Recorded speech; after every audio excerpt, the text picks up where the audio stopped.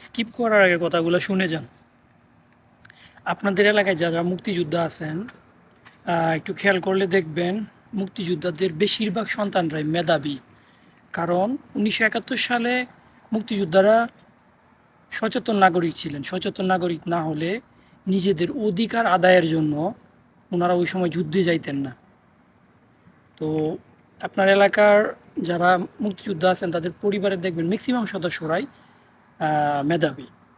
তো একজন মুক্তিযোদ্ধা সে জীবনের ঝুঁকি নিয়ে, আমি একজন সোলজার ছিলাম, আমি জানি অস্ত্রের মুখে দাঁড়ানো কতটা ভয়ঙ্কর হতে পারে।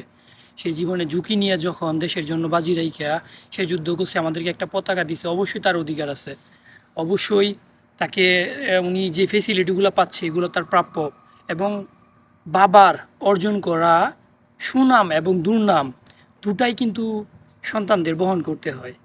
তো যেহেতু মুক্তিযোদ্ধারা দেশের সর্বশ্রেষ্ঠ সন্তান, ওনারা যে ফেসিলিটি পাচ্ছেন, ওনাদের অর্জিত যে সুনামটা এটা ভোগ করার অধিকার তার সন্তানদেরও আছে।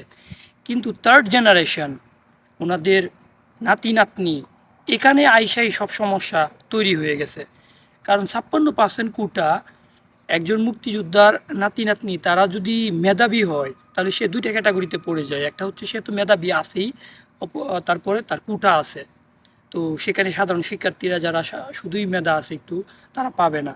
দেখা গেছে একজন মুক্তিযোদ্ধার নাতি, সে তার মেধাও আছে প্লাস তার কুঠাও আছে। আর একজন সাধারণ শিক্ষার্থী সে শুধু একটু মেধাবী। তো কে পাবে চাকরিটা? অবশ্যই যে মেধাবী প্লাস কুঠা আছে সেই পাবে।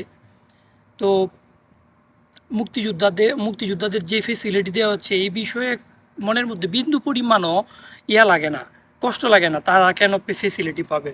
সেলুট জানাই তাদের জন্য একটা পতাকা পাইছি, তাদের জন্য সুন্দর একটা জাতীয় সঙ্গীত পাইছি, সেলুট জানাই তাদের। তবে মুক্তিযোদ্ধারা এখনও যারা বেঁচে আছেন, আমার মনে হয় ওনারা এই বিষয়ে যদি নিয়ে ওনারাও ছাত্রদের পক্ষে কথা বলতেন যে আমাদের নাতি নাতনিদের যে কোটা দেওয়া হচ্ছে এটা আমরা চাই না। তাহলে দেশের সাধারণ শিক্ষার্থীদের এবং মেধাবীদের সকল স্তরের মানুষের মনের মধ্যে একটা যেই প্রতিক্রিয়া তৈরি হইতো, এটা মুক্তিযোদ্ধাদেরকে আরও অনেক উপরে উঠায় দিত। এমনিতেই তাদের সম্মান আমাদের দিলের মধ্যে অবশ্যই আছে। আর মুক্তিযোদ্ধাদের বেশিরভাগই সন্তানরাই মেধাবী, তারা ম্যাক্সিমামই ভালো পজিশনে আছে সমাজের মধ্যে। কেউ ভালো চাকরিতে আছে, সবাই ভালো ভালো পজিশনে আছে। তো আশা করি যারা মুক্তিযোদ্ধাদের পরিবার আছেন, সন্তানরা আছেন, ওনারাও ছাত্রদের সাথে একত্রতা ঘোষণা করবেন এবং সাধারণ শিক্ষার্থীদের পাশে এসে দাঁড়াবেন। কারণ মেধার মূল্যায়ন না হলে একটা সময় এই জাতি মেধাশূন্য হয়ে যাবে।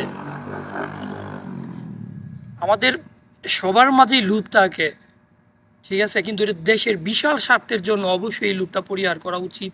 এবং সবাই সবাই সরকারের কাছে আবেদন করা উচিত যে থার্ড জেনারেশন যেন কোটা ফেসিলিটি থেকে বাদ পড়ে এবং মেধার জন্য মূল্যায়ন করা হয়। তো আমার কথাগুলো যদি আপনার কাছে খারাপ মনে হয়, আমি অত্যন্ত দুঃখিত। দেশের এই পরিস্থিতির জন্য আসলেই খুবই খারাপ লাগে। আমি যদি দেশে থাকতাম অবশ্যই আমি ছাত্রদের এই আন্দোলনের সাথে যোগদান করতাম। কারণ আমি যেন আমার সন্তানকে বলতে পারি যে কোটা বিরোধী আন্দোলনে আমিও গেছিলাম, ঠিক আছে। তো একটা সময় দেখা যাবে আমার সন্তান, আমার ছেলে আফসোস করে বলবে, বাবা তুমি যুদ্ধে কি জন্য অংশগ্রহণ করো নাই, মুক্তিযুদ্ধে কেন অংশগ্রহণ করো নাই? তখন আমি আফসোস করে বলবো, আরে পাগল, আমার বাপই তো এই সময় ছোটো আছি না, আমি কীভাবে মুক্তিযুদ্ধে অংশগ্রহণ করব? মুক্তিযুদ্ধটা যদি আমার জন্মের পরে হইতো, আমি যখন সাবালক তখন হইতো, তখন অবশ্যই আমি যুদ্ধে অংশগ্রহণ করতাম। তো তোর কপাল খারাপ, আমি যুদ্ধে অংশগ্রহণ করতে পারি নাই।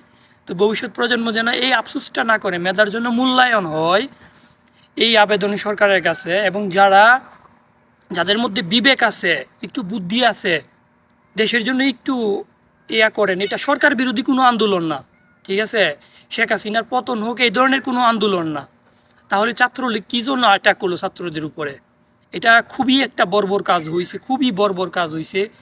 তো এটার জন্য ধিক্কার জানাই ছাত্রলীগকে। এবং যারা আওয়ামী লীগকে সাপোর্ট করেন, আমিও আওয়ামী লীগে ভোট দিছি এবং আওয়ামী লীগ সরকারের আমলে আমার সরকারি চাকরি হয়েছিল এবং ওই সরকারের আমলে আমার ভুলের জন্য চাকরি চলে গেছে, এই জন্য আমি সরকারকে দোষী না, ঠিক আছে। তো সবাইকে অনুরোধ করব সবাই ছাত্রদের সাথে একত্রতা ঘোষণা করেন এবং সবাই এই কোটা বিরোধী আন্দোলনে অংশগ্রহণ করেন এবং মেধার যেন মূল্যায়ন হয় দেশে। দেখবেন মেধার যদি মূল্যায়ন হয় ইনশাল্লাহ আমার বাংলাদেশ, আমার সোনার বাংলাদেশ অবশ্যই অবশ্যই অনেক ভালো করবে ভবিষ্যতে ইন ফিউচারে। না হলে মেধাবীরা দেশে, যেখানে মেধার মূল্যায়ন না হয় ওই জাতিতে মেধা জন্ম হয় না। ঠিক আছে, এই জাতিতে মেধা জন্ম হয় না। আপনাদেরকে বুঝতে হবে কিছু, বিশাল স্বার্থের জন্য ক্ষুদ্র স্বার্থ অবশ্যই ত্যাগ করা উচিত। তো সবাইকে অনুরোধ করব সবাই ছাত্রদের সাথে একত্রতা ঘোষণা করে। শুধু একজন বাবা হিসাবে আমি বলতেছি, আমারও দুটো সন্তান আছে। আমার আপনার সন্তানকে একা ছেড়ে দিবেন না এই যুদ্ধে। আপনার সন্তান আন্দোলনে অংশগ্রহণ করতেছে, আপনি আপনার সন্তানের পাশে গিয়ে দাঁড়ান।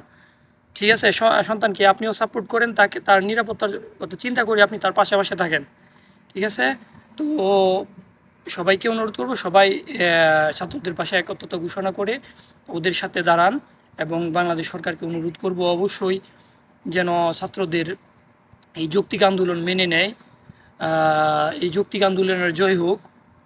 আমি সৌদি আরব প্রবাসী, সৌদি আরব থেকে সব প্রবাসীরাই দোয়া করতেছে যেন যৌক্তিক আন্দোলনের জয় হোক। ঠিক আছে, তো আমার ভিডিওটা যদি খারাপ লাগে আমি অত্যন্ত দুঃখিত, আর যদি ভালো লাগে তাহলে আশা করি আমার ভিডিওটা শেয়ার করবেন। আর সালাম রইল সবার প্রতি। আসসালামু আলাইকুম।